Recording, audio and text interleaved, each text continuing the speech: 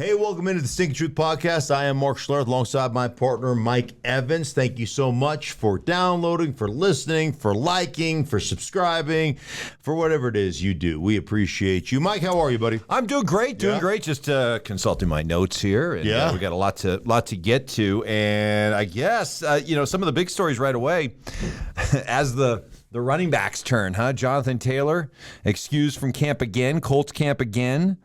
For a personal reason. Mm-hmm. Personally, I'm upset that I'm not getting paid more. Personally, I saw what Dalvin Cook and Ezekiel Elliott got paid, and personally, I'm offended. Well, I don't know. I'm what sad. By the way, what are you going to do as a running back? You're going to get a 1 year call. You're going to get what you're going to get. It's a 1 year deal. Like Dalvin Cook, he got the 1 year, about $8 million with incentives and all those things. That's kind of the going rate. Like, these guys have to understand the market. Yeah, I don't like it. It's not fair. Hey, man, welcome to America. Welcome to not to the scale of $8-10 million, but the scale of everybody. I deserve more. No. I was told this when I was trying to negotiate a contract, during my playing career, right? So one of the issues that I always had when it came to contracts is that I had an injury history. And so when you only have, I became a free agent here in 1997 when I was with the Denver Broncos. And in 95, I was a free agent, and I had failed a physical in Atlanta. I had failed a physical in Indianapolis. I failed a physical in Chicago. So I signed with Denver, and I ended up playing 3 years, and my contract was back up, and I was back on the free agent market. Well, I couldn't pass a physical anywhere. So, the Broncos just offered me, minimum wage. They go, hey, we're going to give you, this is what we're going to give you. And that negotiation wasn't negotiation at all. It was organized begging. When you have one person vying for your services, that's organized begging. Can I have more money? No.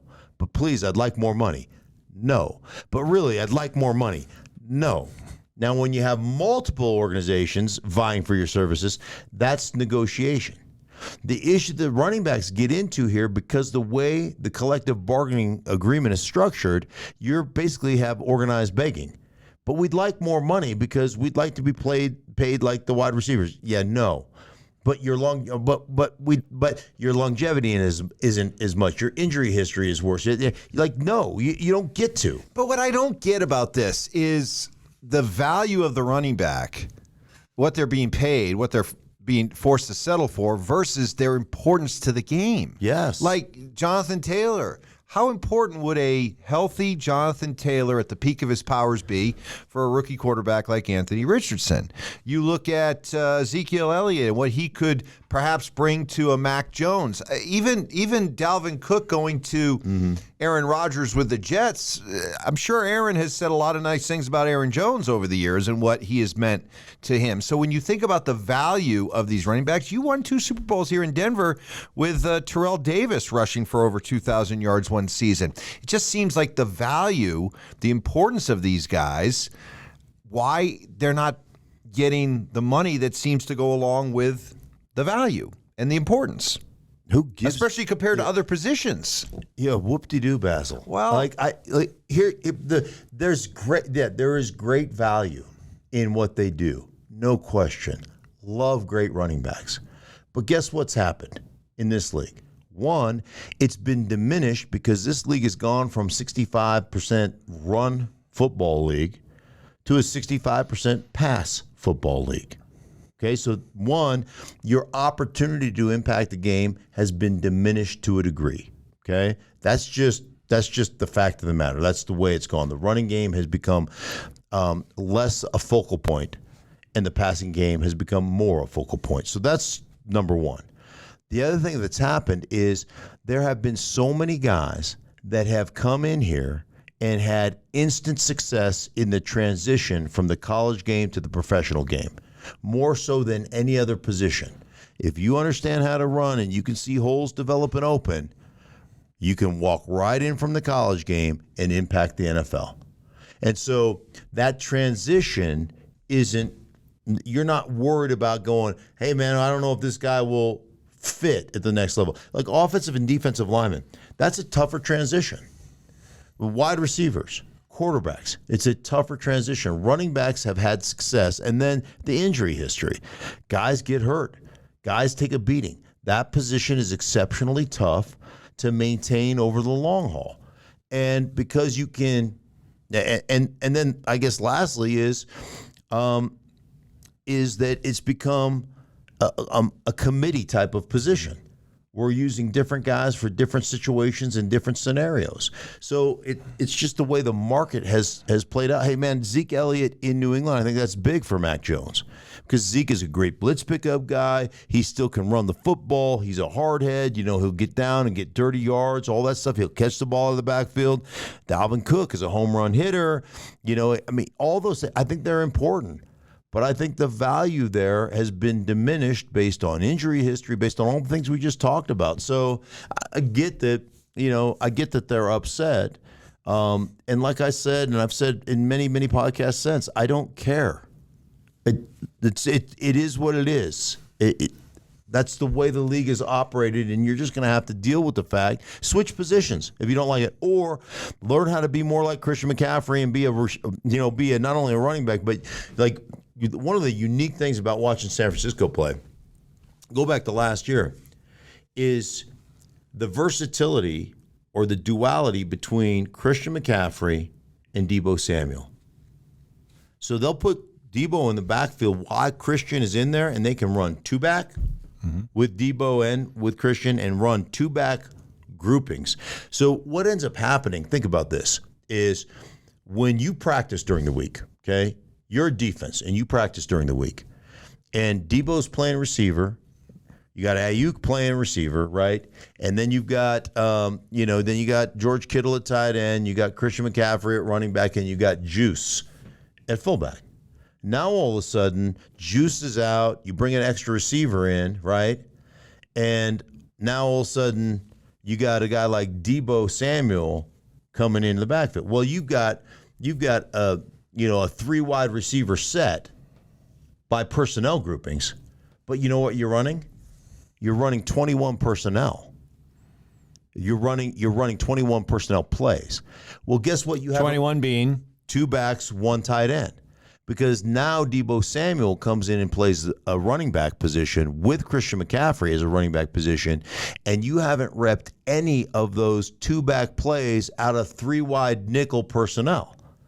So from an advantage standpoint, you're like, as a defense, you're like, like we haven't repped any of these plays that they can run two-back out of. Right. And so then all of a sudden they can run two-back plays, and they can run Deebo as the running back, and all of a sudden Christian McCaffrey can go out and play the slot receiver where Deebo would be, or the X receiver where Deebo, and he can run every route in that route combination.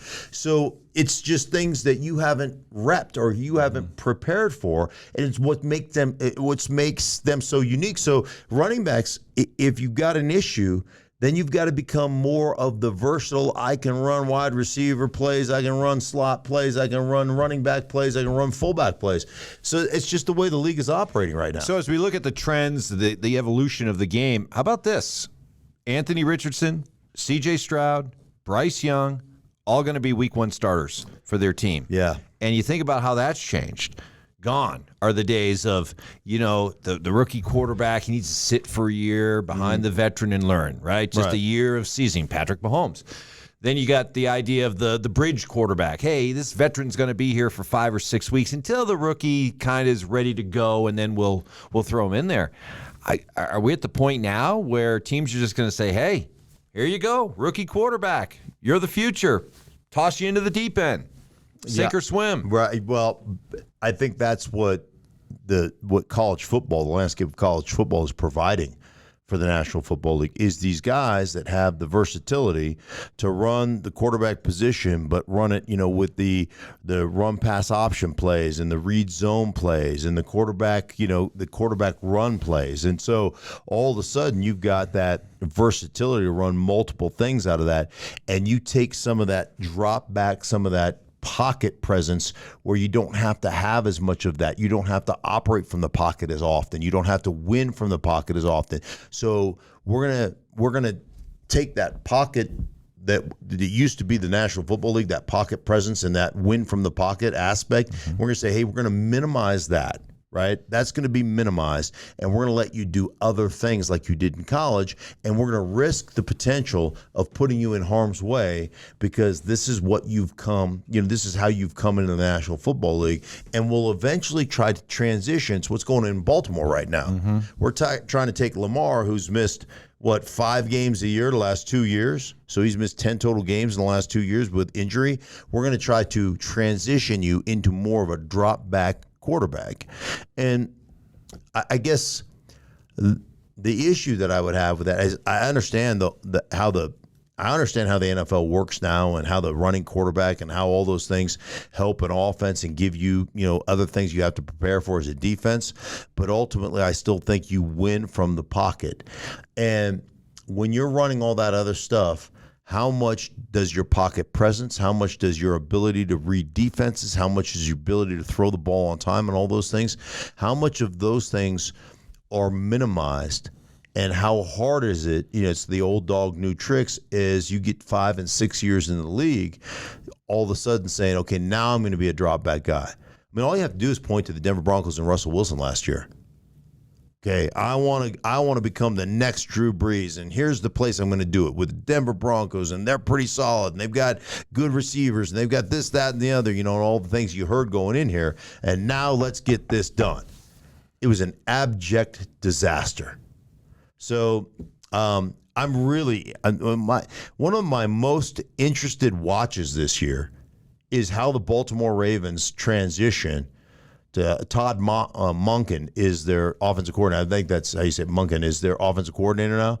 And, he's a guy that throws it 600 times a year, 650 times a year. So I'll be really interested to see how Lamar translates without as much QB run, without as much QB option and zone read and RPO stuff. So it'll be interesting to watch that transition. But it makes a lot of sense because now as a team, you get that immediate return on investment with your high first-round pick. You can play them right away. They can play a style that at least gives you a chance to compete. Yeah. And in the process, they're continuing to learn to play quarterback, but they're getting used to being out there in front of 70,000 people every Sunday. Mm-hmm. They're earning the respect of their teammates. They're learning what it's like to play in the NFL, handle all the media responsibilities, earn the trust and respect of their teammates, and you're doing all of this while you're playing rather than just sitting back and watching. So far, it's been interesting, too, because having these conversations with coaches around the league, it's been interesting because a lot of people looked at it and said, hey, listen, we're willing to sacrifice potentially the 15-year kind of quarterback career, the Peyton Manning, the Tom Brady, the Drew Brees, the Phillip Rivers, the Ben Roethlisberger, all these guys that have done it for a very long time, in the pocket. We're willing to sacrifice that for maybe catching lightning in a bottle for a 3, 4, 5 year period. I mean, look at Cam Newton's career. Cam Newton went from, whoom, to MVP to whoop off the table. And I think that's you have to come prepared with what we're going to do here as an offense. We're probably going to sacrifice the long-term viability of our quarterback to be more than a 7-8 year guy. Listen, if you can win a championship in that 7-8 years, who gives a rip? Right. If Carolina wins the Super Bowl with Cam Newton in 2015, right, it's all worth it. Yeah, it was a great run, but. I think the quarterback position, if you're a drop back guy, you're pretty much hitting your prime at 32. Right. If you're a runaround guy, you're on the end of that run at 32. So I think that's the difference that you're looking at right now. Did you see? You have many FOSs. Yes. And we call an FOS a friend of Stink. A lot from your ESPN days. Ryan Clark, former Pittsburgh Steeler. Right. Made headlines when he said that second-year Steeler receiver George Pickens is more talented right, than Justin Jefferson. It's a pretty ballsy statement, considering Justin Jefferson is considered him and Mark Chase are considered the best receivers in the NFL right now. Well, okay, so I would squelch that. I know that sounds juicy. It sounds juicy to people that don't know what they're reading. So, like people like you that don't really realize what he's saying. Well, No, I do because you heard me repeat it. Talented, not better, but more talented. Okay, yeah, right. Okay, then How many wide receivers during Jerry Rice's illustrious career were more talented than Jerry Rice? yeah, Bunch of them. Yeah, probably. Yeah. A bunch of them. Okay. But Jerry Rice was the best. Right. He was just right. So, like, George Pickens is a freak show talent-wise, and he's making some plays in training camp that are just, awe-inspiring.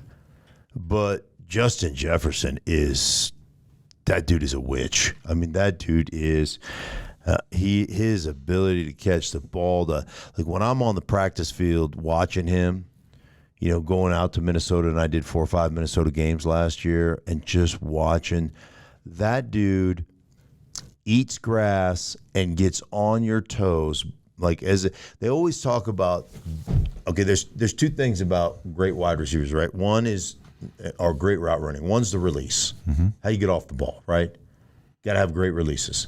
And receivers will study other receivers' releases. They will get film of, let me watch, Jerry Rice let me watch Jerry Rice's releases. Let me watch, you pick a Hall of Fame wide receiver. Let me look at how that guy gets off the ball. Let me look at his releases, right? So it's the release, and then it's at the top, or the stem, the top of the route, right? And how do you create separation?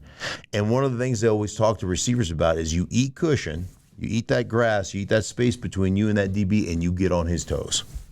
And when you get on his toes, you got him, right? Mm-hmm. You got to close that cushion, close that ground, and then you watch guys like a master of inside routes. Because I don't know that Travis Kelce can outrun. I mean, he can run well, don't get me wrong, but I'm sure there's half a dozen tight ends that are faster than Travis Kelce, right?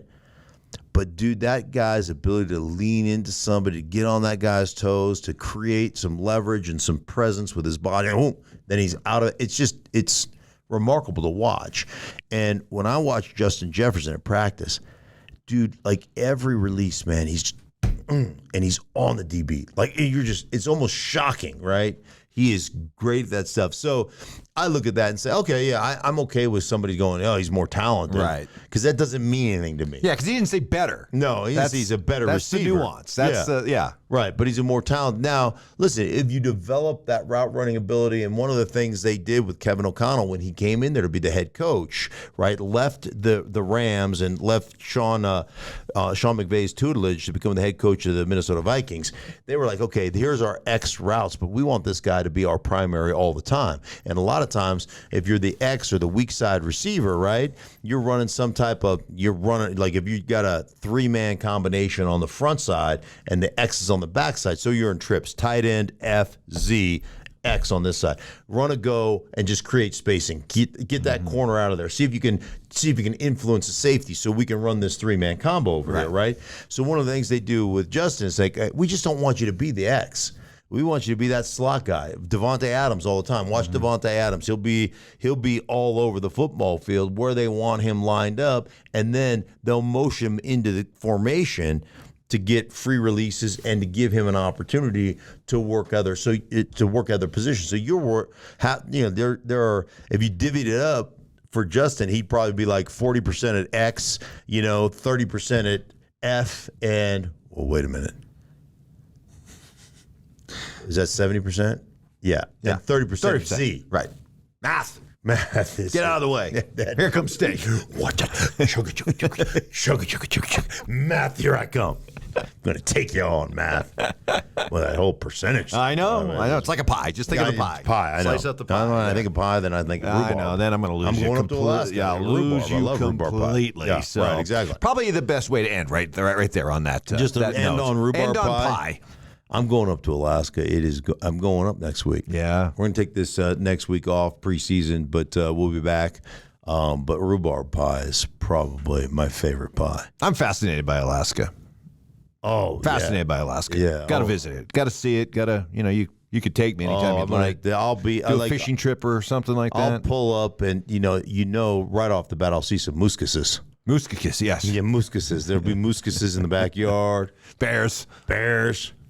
Just kind of hanging out. Hey, what's up? You know? Oh, yeah. Porcupines. Porcupines. Oh, yeah. Yeah, a lot of porcupines. Big porcupines. Big porcupines. Big huh? ones, yeah. Big Oh, ones, yeah. yeah. Big quills. Big quills. Yeah. Big quills. Tell you what. Big hat, no cattle. Well, enjoy yourself there in No. That's wrong state. I got hat and cattle. Yeah. Seward's Folly. There you go. Alaska. Look at you. That was American history we minor. We gotta make a trip together. I would Up love to go. I would Alaska. love to go to Alaska. Yeah, I'll make that happen. Anyway, for everybody involved in the Stinkin Truth podcast, thank you guys so much for listening. We'll be back with you after my trip to Alaska.